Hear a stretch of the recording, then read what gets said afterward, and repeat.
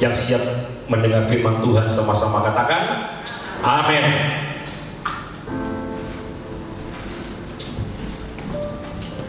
Selamat pagi saudaraku, shalom. Haleluya. Apa kabar saudara? Luar biasa. Kok cuma Mbak Esther yang paling buat terdiri? Luar biasa. Apa kabarnya semua? Luar biasa. Karena kita punya Allah yang luar biasa. Cilokoknya saudara, kalau kita apa kabar? Biasa di luar. Wah, ini bahaya. Ya toh, saya juga menyapa jemaat Tuhan yang berada di rumah yang mungkin mengikuti ibadah secara online. Ya, saya ucapkan shalom, haleluya, damai sejahtera, sukacita oleh Roh Kudus boleh hadir, baik yang ada di rumah dan juga yang ada di tempat ini. Amin. Coba kasih senyum kanan dan kiri saudara, biar gak tegang gitu ya. Karena saya juga merasa tegang. Aku tak guyub yang Mbak Tutu ya, meskipun matanya tambah sipit gitu ya. Haleluya.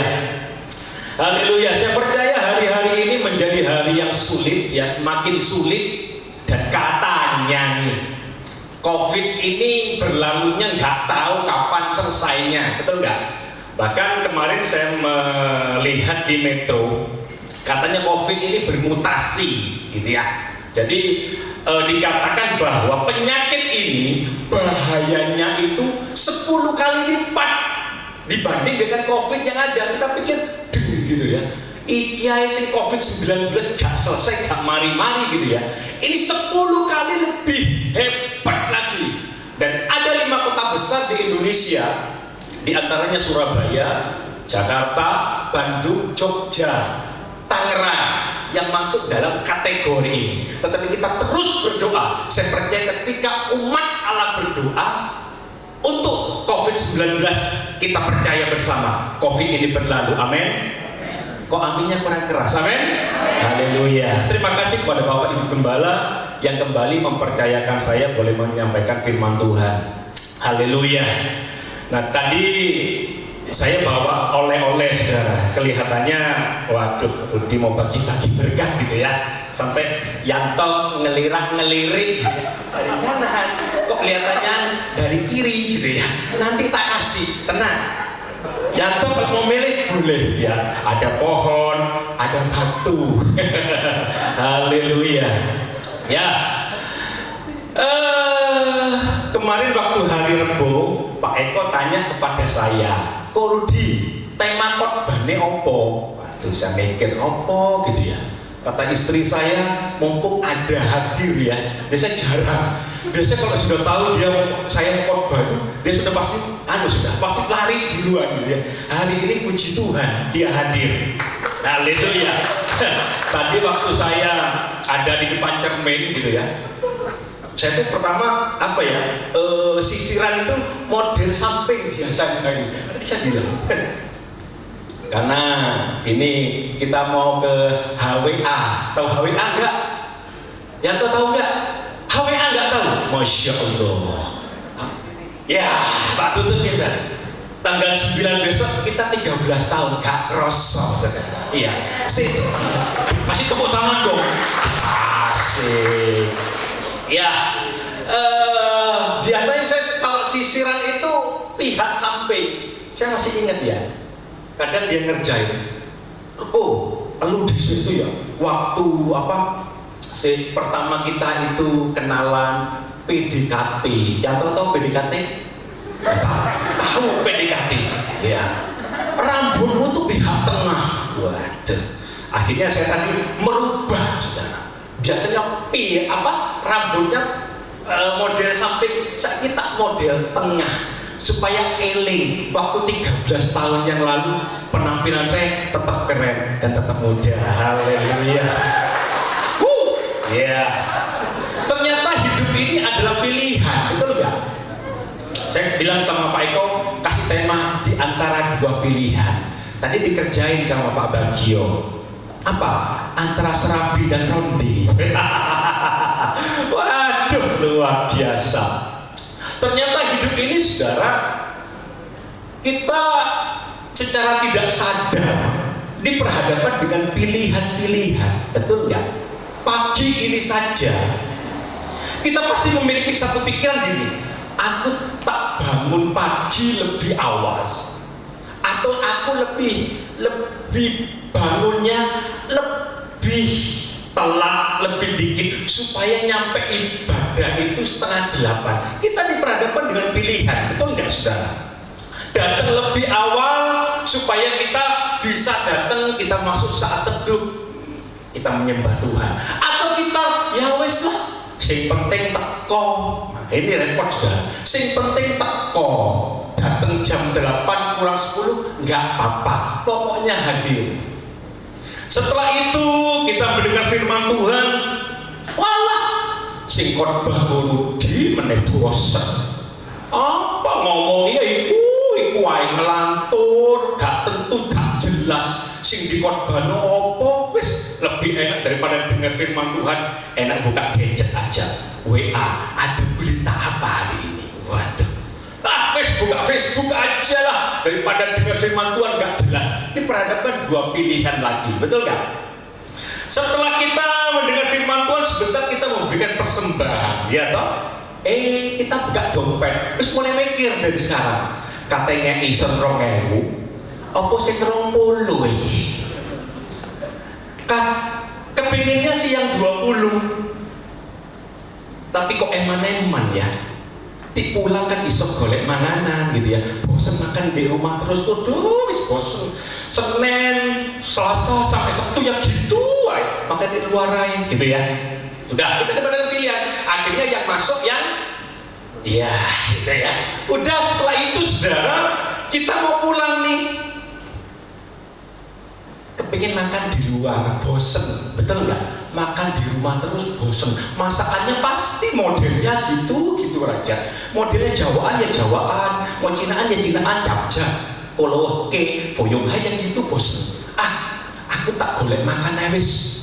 Waduh, kemarin waktu hari Minggu kemarin saya sama Erdito, waktu saya nganterin dia pulang, ayo kita cari makan tuh. Udah, mampirlah kita di Pecel Wali Songo.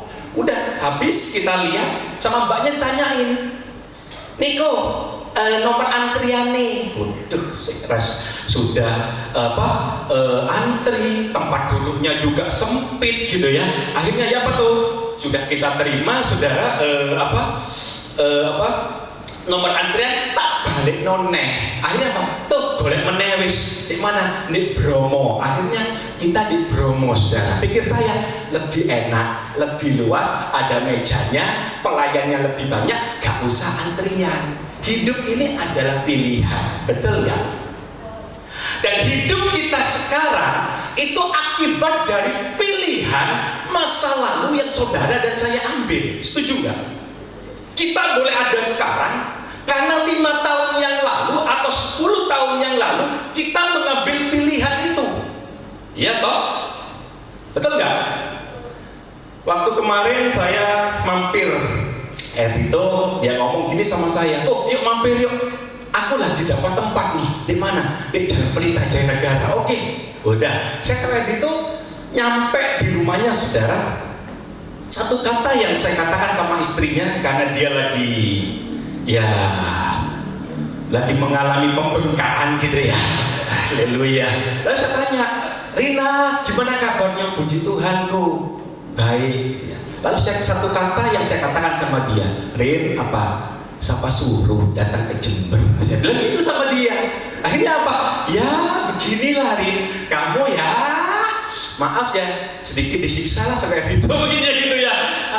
Tetapi saudara, saya boleh melihat satu kebaikan pertolongan Tuhan, di mana keluarga Pak Erdito luar biasa, tetap setia di dalam segala keadaan, kekurangan, kelimpahan, tetap setia. Amin Pak Erdito. Hidup kita adalah pilihan. Nah, keputusan yang saudara ambil saat ini itu juga akan engkau nikmati 5 tahun atau 10 tahun mendatang. Coba kita pikirkan. Ketika engkau mengambil keputusan pilihan hari ini keliru, maka 5 tahun, 10 tahun mendatang engkau akan iya kok aku kayak gini ya. Nah saudara, seperti saya katakan tadi, saya sudah nikah 13 tahun. yang namanya asin, pedes, manis, apa meneh, kecut. Ya toh, sudah saya dan istri nikmatin. Mungkin ya, mumpung ada istri saya saudara, podo ae gitu ya. Mungkin dia kalau mau bilang begini, wes tuh, le iso tak tukar tambah, awakmu tak tukar tambah. Mungkin gitu saudara. Lihat iya, sudah 13 tahun dari pagi, siang, sore, malam ketemu, rasanya apa?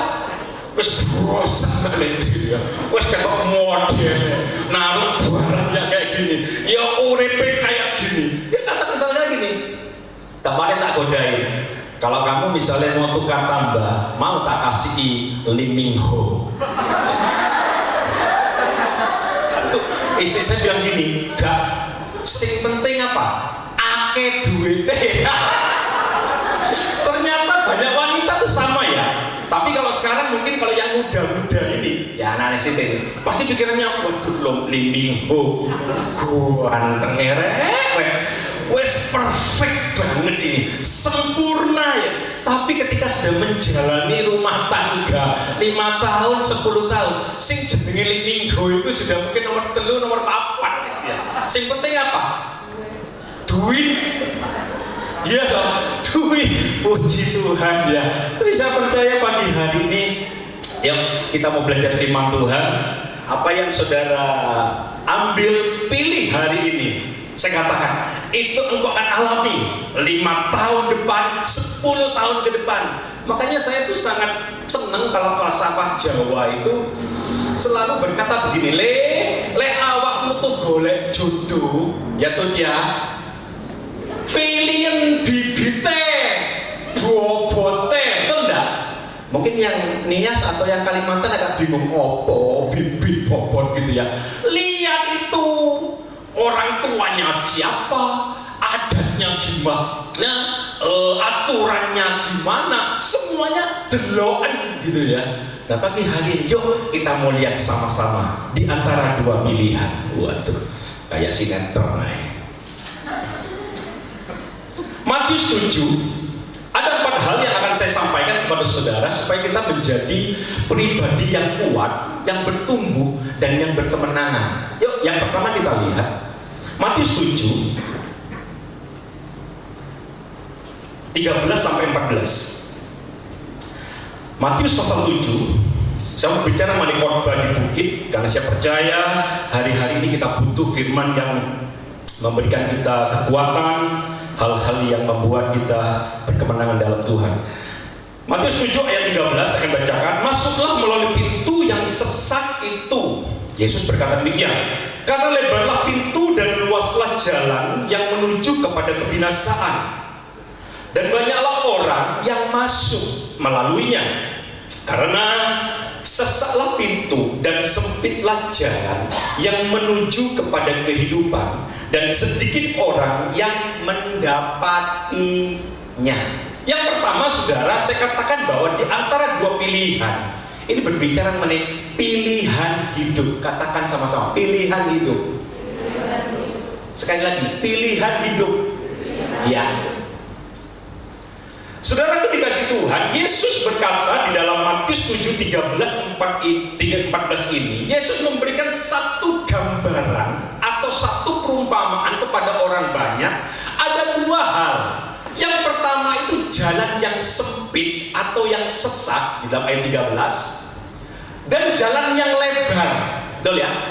Makanya saya masih ingat ada satu Madura yang selalu Mak Lili itu senang kalau saya dengar ini. Boleh saya nyanyikan ya?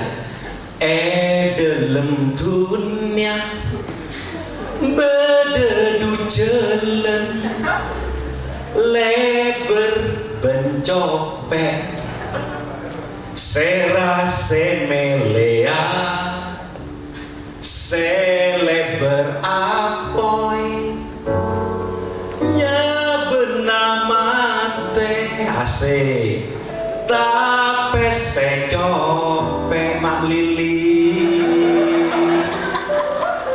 odi salanjengan. Lagu Madura ini saya seneng banget saudara, karena ada satu adiknya Pak Bagio yang sudah almarhum. Kalau dia ketemu saya mesti digodain. Rud, berdiri jalan, saya setong lebar, saya setong copet, gitu ya. Tapi bisa percaya saudara, wah luar biasa. Yesus menggambarkan ada jalan yang sempit dan ada jalan yang lebar. Sederhana saja Yesus katakan jalan yang sempit ini menuju kepada kehidupan. Yesus katakan demikian. Jalan yang lebar menuju kepada kebinasaan. Ya toh? Tetapi ada banyak orang yang lebih suka pada jalan yang lebar. Karena apa? Kalau kita bisa punya gambaran ada dua pintu, yang satu sempit, satu lebar. Saya mau tanya, kita pasti pilih yang mana? Yang lebar, betul nggak? Nggak perlu kita desel-deselan, kayak kita mau beli apa gitu ya. Saya kadang saudara kalau ke Batu, ini saya tuh senang kalau beli ketan, namanya ketan legenda, itu di dekat ke alun-alun Batu. Ih gila loh, harganya mahal, yang beli antri. Jadi kita kalau misalnya beli harus bener-bener ngantri satu demi satu.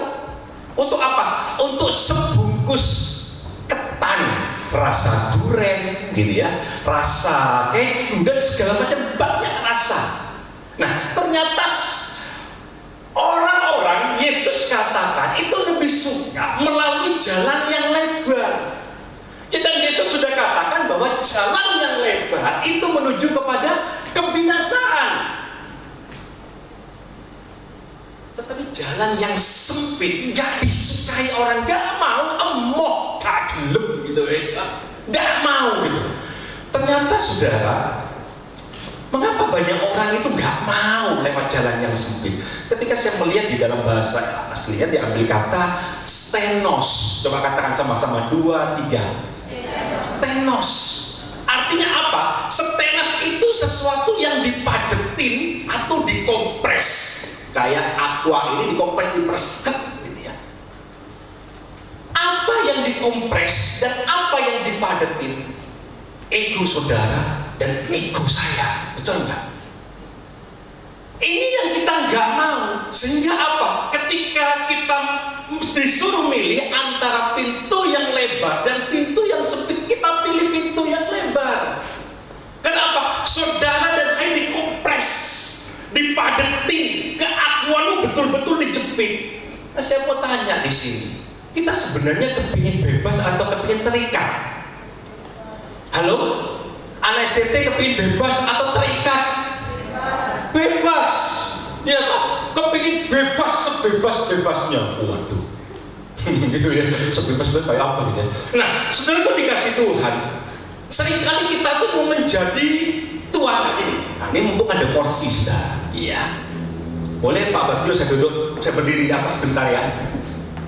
Nah, kata sempit atau jalan sempit ini saudara, itu boleh saya ibaratkan ketika keakuan saya, ego saya, yang namanya Rudi ini, saya berdiri di atas saudara.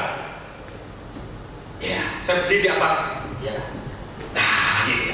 Saya menjadi tuan, maaf saya ada di atas. Saya menjadi tuan, bahkan menjadi Tuhan atas diri saya. Atas diri saya.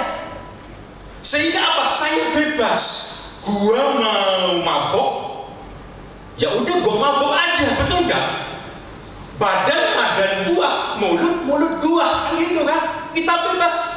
Aku mau judi, siapa yang mau melarang, betul nggak? Duit saya, siapa yang mau larang? Gak ada toh. Aku mau zina, ya zina aja. Tubuh saya, duit saya, aku bebas. Keakuan kita jadi Tuhan, saudara. Tetapi jalan sempit. Kita mau taruh Tuhan itu di atas dan kita di bawah jadi hamba. Makanya kita disebut sebagai hamba Tuhan, doulos, humble. Bisa enggak kita ini menjadi menempatkan Tuhan Tuhan di atas, kita di bawah. Ini sudah. Ini menjadi satu persoalan yang berat. Karena apa? Ajaran Yesus itu semuanya nggak enak, betul nggak? Ajaran Yesus harus menyangkal diri, pikul salib, tampar pipi kiri, kayak ono sing kanan. Gelem di sini? Ayo, siapa yang mau di sini? Yanto mungkin? Tak gabok sing kanan, Yanto tak kayak sing kiri. Ada mau? Yanto, aku butuh bajumu. Wes to, pe celonone pisan tak kekno kok. Bisa seperti itu. Ajaran Yesus nggak enak, iya toh? Disuruh jalan 1 mil, Yanto kamu yuk jalan lari 1 mil. Enteng kok, aku tak 2 mil. Wah itu hebat saudara. Ajaran Yesus nggak nyaman, nggak enak. Bahkan kemarin kita dikejutkan dengan berita di Sulawesi Tengah, betul nggak? Bagaimana gereja Bala Keselamatan, tragis, saya nggak mau cerita, betul nggak? Hal ini harus kita alami. Ada aniaya, ada kesesakan, dan Tuhan ngomong kasihi musuhmu. Aduh, rasanya kok cek angin gitu. Coba ya, mungkin kita ngomong gini ya, korudi ngomong enak, kasihi musuhnya. Coba kita bayangin, mungkin kita punya jealous atau punya sakit hati sama temen yang nyakitin kita misalnya, gitu. Bisa kita katakan, aku mengasihimu. Waduh, bisa nggak? Susah saudara. Tetapi jalan yang sempit harus engkau dan saya alami. Supaya apa? Kita menikmati dan diberi kehidupan. Amin. Susah. Tetapi ini yang harus engkau pilih. Di antara 2 pilihan, ayo, pilihan ada di depanmu. Mau pilih yang sempit, ajaran Yesus, wow, ajaran yang lebar, bebas, nikmati semuanya. Pilihan ada pada saudara. Tetapi Galatia 2:20 mengatakan bahwa apa? Hidupku bukannya aku lagi. Hidupku bukannya milikku lagi, tapi Kristus yang hidup di dalam aku, dan hidup yang kuhidupi sekarang di dalam daging Allah, hidup dalam iman kepada Allah yang telah mengasihi aku dan menyerahkan dirinya untuk aku. Dengan darah yang mahal, saudara dan saya telah dipilih. Jadi hidup kita bukannya milik kita lagi. Ayo saudara, pilihan ada padamu. Pagi hari ini saya percaya semuanya pasti memilih yang sempit. Amin. Mau mengalami sesuatu yang gak enak, menjalani aturan perintah yang Yesus punya, mau? Maunya angguknya rodok setengah, antara mikir, antara iya dan tidak ya. Tapi saya percaya berkat Tuhan atas kita. Yang pertama itu. Yang kedua, yuk kita lihat di dalam Matius 7 ayat yang ke-17 dan 20. 7 ayat 17 saya membacakan, demikianlah setiap pohon yang baik menghasilkan buah yang baik, sedangkan pohon yang tidak baik menghasilkan buah yang tidak baik. Tidak mungkin pohon yang baik itu menghasilkan buah yang tidak baik, ataupun pohon yang tidak baik itu menghasilkan buah yang baik. Dan setiap pohon yang tidak menghasilkan buah yang baik pasti ditebang dan dibuang ke dalam api. Jadi dari buahnya lah kamu akan mengenal mereka. Nah, sebenarnya ayat ini ditujukan kepada ayat yang ke-15. Yesus mau mengkanter bagaimana ajaran, dikatakan apa? Guru-guru palsu. Mereka tampak dari luar itu seperti domba. Waduh, manis, betul gak? Lembut gitu ya. Saya punya kenalan sudah. Orangnya itu kalau suruh deketin orang itu pintar sudah. Perkataannya tuh manis. Rudi, gimana kabarnya? Yo baik. Ya apa sekarang kerjaannya gimana? Ya puji Tuhan Pak, jalan terus dan segala macem gitu ya. Akhirnya ujung-ujungnya, Rudi bisa bantu saya enggak? Gak pernah ketemu, gak tahu sih hello. Waduh, pertama kata-katanya manis, betul-betul caskun. mungkin kita punya tetangga atau sahabat seperti ini. Dari depan apik gitu ya, bagus. Tetapi ujung-ujungnya dikatakan oleh Yesus, nabi-nabi palsu, luarnya itu, keren, domba, tapi di dalamnya seperti serigala yang buas. Nah, saudara dikasih Tuhan, saya membawa pohon ini jauh-jauh. Nael tahu ini pohon apa? Nael mana ya? Ya, si cakep. Ya, Nael ini pohon apa? Pohon. Iya, ini pohon. Tahu saya ini pohon. Memang saya bawa dari Bondowoso, saya tahu ini pohon. Tahu saya. Saya mau tanya ini pohon apa? Kelihatan dari sana. Kelihatan nggak Daniel? Buram.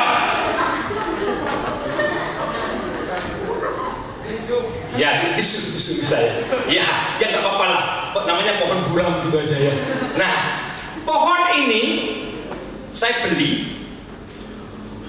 Saya minta Pak kasih pohon yang bagus, yang baik gitu ya. Yang udah dikasih yang baik. Lalu tolong Pak cariin yang ada buahnya. Wes ada sudah buah jeruk ini bukan kelengkeng atau belimbing lah, bukan ya. Ini bulat Nael ya. Lalu ternyata saudara ada juga ini buahnya yang kering. Loh, betul. Nah, ini buahnya kering. Nah, pohon ini baik, tetapi kenapa ada buah jeruknya yang kering, saudara? Nah, Yesus menggambarkan ada pohon yang baik dan yang satu pohon yang enggak baik. Tetapi Yesus katakan apa? Dari buahnya kamu akan mengenal mereka. Pohonnya baik, buahnya pasti baik. Kalau misalnya pohon baik, ini buahnya ada yang kering, ini patut dipertanyakan. Ini buahnya pasti ada sesuatu. Ternyata saya lihat saudara, ini rantingnya udah mulai kering. Rantingnya mulai kering. Nanti Nana Air aja bisa dilihat. Kalau rantingnya mulai kering, ternyata Bapak Ibu, Yesus pun butuh buah dalam hidup kita. Setuju nggak? Katakan buah, 2, 3. Harus berbuah. Kehidupan saudara dan saya harus berbuah. Kalau engkau tidak berbuah, firman Tuhan katakan tadi, maka engkau akan ditebang dan dilempar ke dalam api. Nah, Bapak Ibu sudah dikasih Tuhan. Kira-kira buah apa sih yang Tuhan inginkan dalam kehidupan kita? Yang pertama, buah pertobatan. Katakan pertobatan, 2, 3. Ya. 3 tahun, 5 tahun ikut Tuhan, sudah percaya sama Tuhan, bohongnya nggak pernah berubah, saudara. Saya lihat kadang-kadang ada satu jemaat yang sudah belasan tahun hidupnya ya seperti itu, ngontrak dari satu tempat ke tempat yang lain, habis ngontrak ke tempat yang lain, kerjaannya sama. Habis kerja jualan ini gagal, jualan ini, sudah jualan ini saya pernah bantu tak beliin rombong, saudara. Ada satu jemaat tak tukar rombong ya, bukan kakek duit, saudara. Ya cuma kepingin ngasih, tak beliin rombong, jualan es Manado. Waduh, sudah. Akhirnya saya datengin, tak bawain melon, tak bawain buah gitu ya. Ternyata setelah jualan melon, jualan lagi mie. Rombongnya jatuh di gada kembar ambiar, saudara. Ternyata saya lihat apa? Hidupnya nggak berbuah. Ya tetap ngono. Tetap hidupnya ya seperti itu saja. Buahnya kering dan tidak menghasilkan apa-apa. Yang kedua saudara, buah yang Tuhan mau adalah buah karakter. Katakan karakter. 2, 3. Galatia 5, 22, 23 dikatakan bahwa apa? Seperti lagu. Iya, Pak Putut paling pintar soal lagu. Bawaannya marah terus. Ketemu istri di rumah digegeri gitu ya. Wah, istri saya ngelirik sekarang. Naruh barang konku, naruh celana saenake, naruh baju saenake, digegeri saudara. Habis itu saya lihat meja, saya taruh di sana kunci, naruh kunci sembarangan ini. Aduh saudara, gitu ya. Saya kadang-kadang mikir, opo aku sing nemen, opo istriku, gitu ya. Ya, hidup berumah tangga penuh lika-liku kehidupan, tetapi kita tetap maju di dalam Tuhan. Amin. Ya, tetap saudara. Tapi kita percaya bahwa di dalam Tuhan kita bawaannya ngamuk, tapi hari-hari ini kita terus berubah untuk menjadi penyabar di dalam Tuhan. Amin. Ayo berubah, anak-anak STT, rekan-rekan sahabat sepelayanan, ayo kita mau berubah. Karakter kita, buah yang Tuhan inginkan itu boleh ada di dalam hidup kita. Yang ketiga saudara, buah jiwa-jiwa. Setuju nggak? Katakan jiwa-jiwa. Saya mau tanya, cari jiwa satu itu gampang atau angel? Angel, kabeh angel. Angel gitu ya, susah. Adanya apa? Oh itu open itu kan dulu jemaat sana pindah, perpindahan jemaat, ya toh. Nah Tuhan ingin ayo kita mau apa? Mau berbuah, jiwa-jiwa, susah angel memang. Tapi saya percaya saudara, kalau hidup kita itu berubah, maka saya percaya orang melihat dalam hidup kita itu beda. Wih, gila, Rudi sekarang suka ngasih. Di mana ngasih? Ketemu orang bantu nolong. Oh, ketemu ini dikasih, ditolong. Akhirnya apa? Kita melihat ada perubahan dalam hidup kita. Dulunya kita tuh pelit, betul nggak? Mau ngasih orang apalagi mujizat. Sudah punya duit ini ya, mau ngasih orang pun aduh angel. Kalau ngasih itu mujizat. Pernah lihat nggak? Ada orang yang pelitnya minta ampun. Ada. Saya kenal di Jember ini satu teman saudara. Kalau main badminton, ya saya masih ingat ini. Mainnya ya biasa sebetulnya. Sadel kok, ya kok ini. Kalau dia habis main, punyanya temennya itu diapain? Diambil, bulunya dibersihin gini, biar bagus lagi. Jadi kalau main, tiap orang kalau main kan orang 4 itu, dia bawa itu kok, si gayanya kayak bawa kayak bondo gitu loh, koknya dibawa gitu loh. Tapi ternyata itu koknya orang lain yang dibersihin ya, supaya kelihatan bagus. Kalau misalnya jelek, itu diketok, diisi lagi, terus gitu, supaya kelihatan kinclong. Pelitnya minta ampun. Nah, kalau seperti ini dalam kehidupan kita, orang mau ngelihat opone, betul nggak? Nggak ada. Tapi kalau kita dulunya pelit, kita melihat ada perubahan dan kita menjadi orang yang murah hati, orang tanya, yuk, kamu sekarang kok berubah? Kamu kok sekarang kok loman, kok sering ngasih gitu ya? Akhirnya apa? Kita mulai ngomong, oh iya, semua karena Tuhan, semua karena kebaikan Tuhan. Kalau itu ada saudara, waduh luar biasa. Orang lain pasti kepingin tahu siapa kita dan siapa Allah kita. Amin. Itu yang kedua. Yang ketiga saudara, yang kedua tentang berbuah. Yang ketiga ayat 21 sampai 23. Waktunya kan. Bukan setiap orang yang berseru kepadaku Tuhan, Tuhan akan masuk ke dalam kerajaan surga, melainkan dia yang melakukan kehendak Bapakku yang di surga. Pada hari terakhir banyak orang akan berseru kepadaku, Tuhan, Tuhan, bukankah kami bernubuat demi namamu? Hebat saudara. Dan mengusir setan demi namamu juga, keren.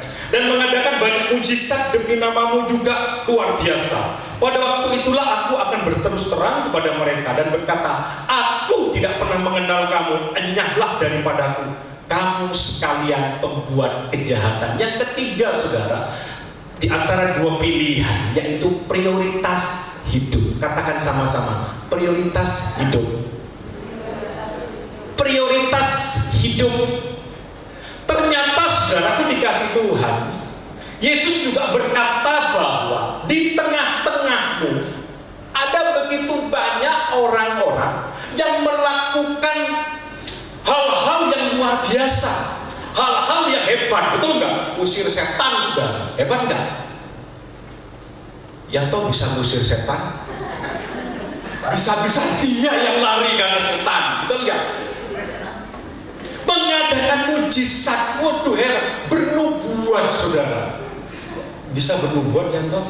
Tidak bisa, pasti bisa. Ya, hal-hal yang luar biasa, saudara. Tetapi sangat tragis pada ayat yang ke-23, Yesus katakan, aku nggak pernah kenal kamu. Aku nggak kenal kamu. Tragis tidak, saudara? Ternyata Bapak Ibu, di dalam gereja itu ada banyak orang yang dalam kehidupan kita melayani, kita itu rajin minta ampun. Yang sana tidak kelihatan. Ya. Apa ini?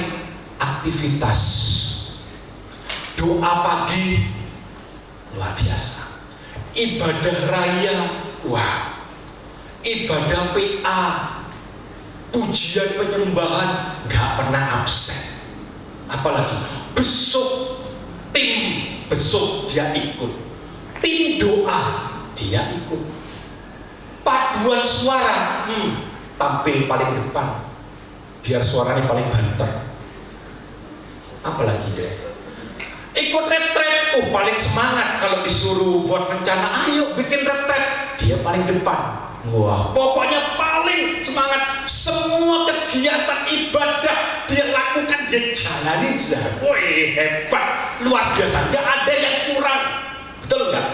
Tetapi kenapa orang-orang yang demikian ini Yesus katakan, aku nggak kenal kamu, aku nggak kenal engkau. Ternyata saudara, saya lihat di dalam bahasa aslinya diambil kata anomia, pembuat kejahatan, yang berarti gak takluk atau tunduk kepada Tuhan. Aktif luar biasa, yes, melakukan semua kegiatan ibadah, nomor satu paling depan, saudara. Tetapi hatinya, motivasinya, saudara, bukan karena dia ingin memberikan tulus semuanya kepada Tuhan. Saya katakan, saudara, orang-orang demikian adalah orang Kristen yang motivasinya adalah diri sendiri. Betul nggak? Saya katakan orang ini yang pertama, dia mengagungkan kesuksesan dalam pelayanan. Wih, pokoknya sukses, berhasil luar biasa. Misalnya Niko Mardi main drum, waduh, wih, luar biasa. Dipuji Komardi, tadi gila banget dulu mainnya, wah hebat. Saya mau tanya, manusia itu senang dipuji enggak? Seneng, apalagi bilang gitu. Besok minggunya biasanya Komardi duduk nih, gayanya sekarang beda, dia setengah duduk, tangannya biasanya gini biasa, dia agak angkat dikit. Sudah mulai, wah, dipuji lagi, Komardi lebih hebat lagi. Lalu itu udah, dia pasti apa ya? Kalau perlu dia berdiri, nggak usah duduk lagi. Dia main drum, kakinya tuh rasanya, pokoknya ambiar gitu ya, luar biasa gayanya gitu ya. Kenapa? Dipuji. Nah, pada dasarnya kita itu seneng dan mau dipuji, dan banyak orang yang seneng dipuji, ya toh, tututnya main bass, Tuh gila itu tadi main bass. Hadirat Tuhan itu benar-benar turun tuh. Haleluya.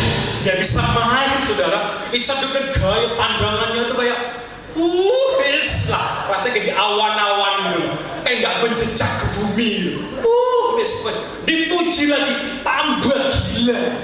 Kenapa? Oh dipuji saudara. Kesuksesan, motivasi dalam pelayanan semata-mata kan pujian. Wah, ya, luar biasa. Yang kedua, saudara, mengapa aktivitas kita yang luar biasa? Tuhan gak anomia, Tuhan gak kenal kita. Yang kedua, karena kedudukan. Ya, kedudukan artinya begini. Kita sudah banyak melakukan segala macam aktivitas dalam pelayanan kita. Yang kita minta tuh kedudukan. Waduh, apa sing disuruh khotbah korudi terus. Wis khotbahne gak jelas, ngalung ngedul, ngomong apa nggak tahu. Juntrungane ngomong di antara dua pilihan, pigi mohon, pigi apa segala macam. Oh cobalah, aku yang disuruh khotbah Pak Bagio. Apa salah Pak Bagio itu nggak nyuruh aku? Nah, kenapa? Kita merasa lebih hebat dari orang lain. Kok mesti yang suruh WL Rani terus? Gak ada yang lain apa? Wis not do re mi fa sol la si do dah jelas. Habis gitu ngomongnya juga fals tuh disuruh lagi.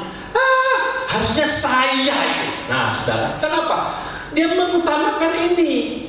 Harusnya saya ini, jangan Rani. Yang main keyboard PDM Eko lagi, mau yang lain kayak gitu ya. Maunya apa? Dipuji. Maunya apa? Kita merasa lebih hebat dari orang. Kita yang merasa lebih hebat. Kita merasa lebih mampu dari orang lain. Kita punya kedudukan, aku lebih hebat, lebih bisa. Dalam pelayanan ada nggak seperti ini? Banyak. Merasa lebih hebat. Kecap nomor 1. Cak Maklidi gede pasti bunter. Semuanya saya yang lebih hebat. Makanya kita tidak kenal Tuhan. Tetapi ada yang kedua, saudara, yang Yesus mau kenal, yaitu pengenalan kita. Katakan pengenalan. Amin. Kekristenan saya mau katakan bukan masalah engkau sejak lahir orang Kristen. Sehingga kita lahir ya anak Tuhan, orang Kristen, sekolah minggu dan segala macam. Tidak. Pagi ini saya mau katakan bahwa kekristenan adalah pengenalan. Katakan pengenalan, saudara. Apa itu pengenalan? Hubungan pribadi kita dengan Tuhan. Ayo, pagi hari ini, ketika engkau tahu bahwa oh ya ibadah, oh ya tahu aku mau datang sama Tuhan untuk memuji menyembah. Kita tahu bahwa hidup di dalam Tuhan itu pengalaman pribadi antara engkau dengan Tuhan. Jadi kan kita ada pengalaman pribadi bagaimana engkau dengan Dia. Lantas mungkin sudah berkata gini, ya udah kayak gitu, gak usah main musik lagi. Atau mungkin katanya suruh si itu aja lah, suruh siapa si boy, siapa itu yang main keyboard dah, atau yang main bass dan aku nggak usah lah, kan dia tahu enggak. Tapi ayo dasari hidup kita pengenalan akan Tuhan lebih daripada segala aktivitas kegiatan kita. Kita mau tunduk kepada Tuhan, bukan kepada diri kita sendiri. Amin. Kalau itu ada, saya percaya kita menjadi orang Kristen yang kuat, yang bertumbuh dan berkemenangan. Bukan karena diri kita, bukan karena kemampuan diri kita, tapi semua karena Tuhan. Yang terakhir, saudara, yang terakhir, Matius 7 ayat yang ke-24, saya bacakan bagi saudara. Setiap orang yang mendengar perkataanku ini dan melakukannya, ia sama dengan orang yang bijaksana yang mendirikan rumahnya di atas batu. Kemudian turunlah hujan, datanglah banjir, lalu angin melanda rumah itu. Tetapi rumah itu tidak rubuh sebab didirikan di atas batu. Tetapi setiap orang yang mendengar perkataanku ini dan tidak melakukannya, ia sama dengan orang yang bodoh, yang mendirikan rumahnya di atas pasir. Kemudian turunlah hujan dan datanglah banjir. Lalu angin melanda rumah itu sehingga runtuhlah rumah itu dan hebatlah kerusakannya. Kembali Yesus memberikan dua pilihan. Mau bangun di atas pasir atau di atas batu. Ya. Nah, Yesus mau. Saya bawa ini. Nail ini apa? Samar, nggak kelihatan. Ini rumah, ya. Ini rumah, dan tahu di rumah. Meskipun rumahnya kecil, katanya kalau wanita, nggak tahu betul nggak, itu lebih senang kalau rumahnya cilik. Beda dengan pria. Kalau saya ditanya, kepingin rumah masih gede, masih cilik, saya pasti milih yang besar. Supaya apa? Bebas, lebih luas, jadi lebih senang. Tapi kalau saya tanya istri saya tanya, mau rumah sing cilik apa rumah sing gede? Sing cilik ae. Apa? Ngersiki repot. Rumah sing gede pembantunya siapa, Mas? Ya kamu.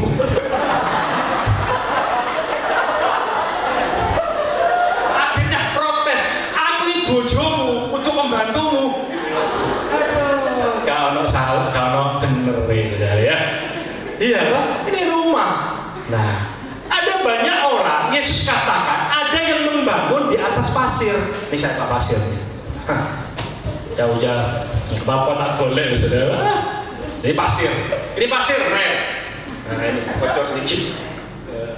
Nah, Yesus katakan, ada orang yang membangun di atas pasir, dan pasir ini ternyata kok gampang berubah. Di sini ada Pak Bagio, tahu tentang bangun-bangun dan membangun itu. Ya, kayak gini pasir. Ya.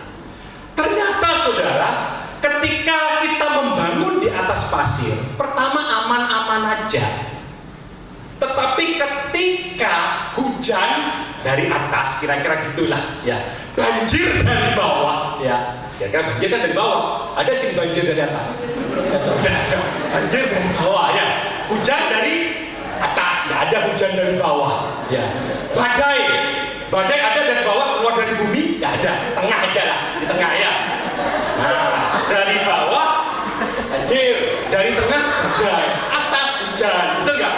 Wes, like COVID ini apa ya? Semua wes, atas iyo, bawah iyo, ya kan? Atas bawah iyo, dompete iyo, irunge iyo, semuanya sudah, ya kan? Makanya hati-hati, kita mau jaga diri, pakai masker gitu ya. Nah, kalau rumah ini didasar di atas pasir, Yesus katakan, pasir itu kan gampang berubah, maka rumah ini akan hebat kerusakannya. Firman Tuhan katakan demikian.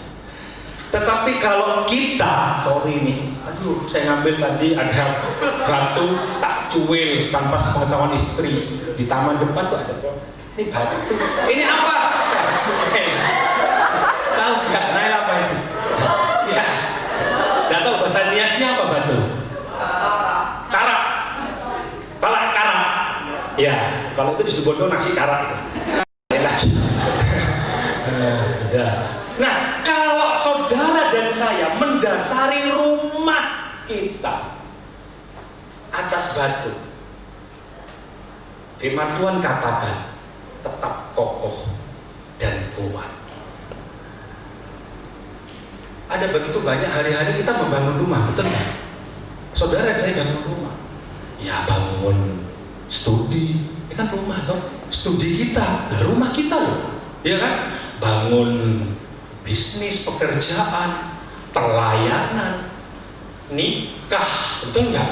Meskipun nikahnya agak ada badai, ada angin, ada hujan, ada banjir, tetap kalau kita mendasarinya, Yesus katakan atas batu, maka kita tidak akan pernah hancur. Amin. Karena Yesus gunung batu yang teguh, dia batu karang yang kokoh, dan dia tidak sama seperti pasir yang gampang berubah, gampang lalu, tapi batu kuat, kokoh. Saya percaya pada pagi hari ini saudara, ada 4 hal yang saya sampaikan. Ayo, dasarilah pelayananmu di atas batu. Dasarilah nikah atas batu. Dasarilah kau mendidik anak-anakmu di atas batu. Dasarilah studimu di atas batu. Dasarilah apapun juga yang kau kerjakan di atas batu. Goncangan ada, tantangan pasti, tetapi kita tidak akan mudah roboh. Kenapa? Karena batu karang itu bersama dengan kita. Amin. Amin. Saya tidak panjangkan firman Tuhan. Tapi satu perkara saudara, ayo kita mau lebih lagi, mau cinta Tuhan, mau mengasihi Tuhan, dan memberikan yang terbaik bagi Dia.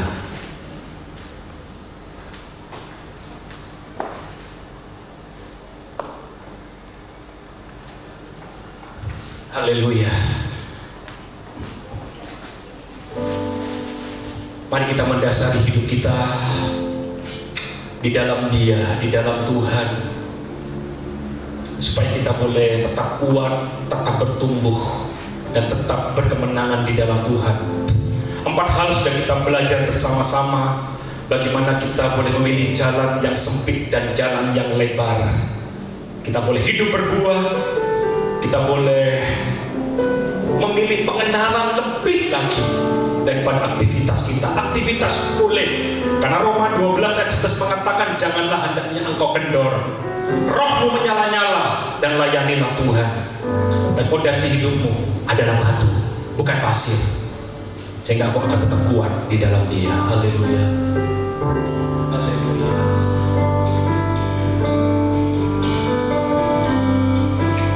Ku datang ya Bapa, ku datang ya Bapa, dalam kerinduan memandang. Amin. Ku berikan segalanya, semuanya yang ada. Ku ingin menyenangkan hatimu, oh Tuhan. Jadikan aku